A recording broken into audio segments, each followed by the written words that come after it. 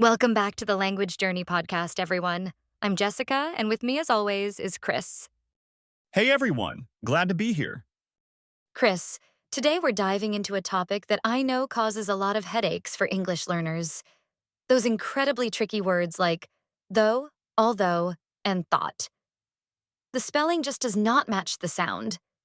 You are absolutely right, Jessica. The oof combination in English is infamous. It seems to have a mind of its own, changing sounds with every word. It's a real pronunciation puzzle. It certainly is. So let's tackle these one by one, starting with though and although. They sound very similar, don't they? They do. Both though and although share the same vowel sound. It's the long O sound, like in go or snow. The jitch is completely silent here. So for though, it's do you. Can you give us an example, Chris? Absolutely. You might say, it was raining, though we still went for a walk. Or, I felt tired, though I finished my work. It's just that smooth OU sound at the end. And although is essentially the same, just with al at the beginning. So, oh, I'll do. Exactly.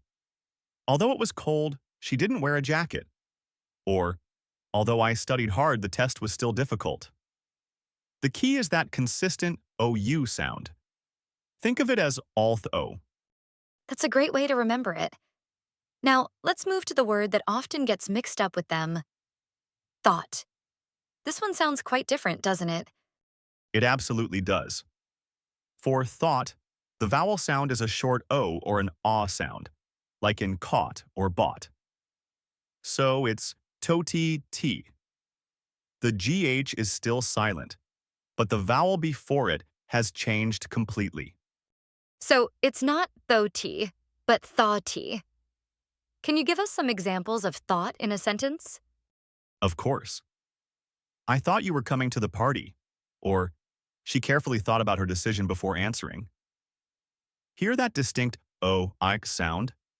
It's like you're saying aw and then adding a t. The difference is subtle but crucial. Though and although have the OU sound like boat, while thought has the O sound like bought. Precisely. A good way to practice is to exaggerate the vowel sounds at first. Say though with a clear long O, and then thought with that aw sound. That's a fantastic tip. What are some common mistakes learners make with these words, Chris?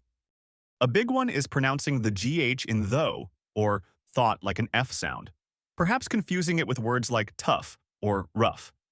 But in these three, it's completely silent. Another mistake is mixing up the vowel sounds, saying I thought instead of I thought.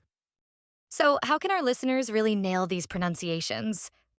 My best advice is to listen actively.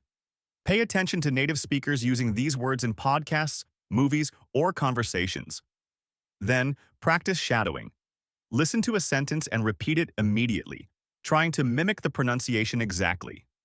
Record yourself if you can, and compare it to a native speaker. That's excellent advice. Consistent listening and active practice are key.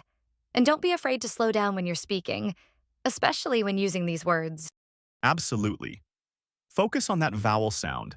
Is it the O of though and although, or the aw of thought? Once you differentiate that, you're halfway there.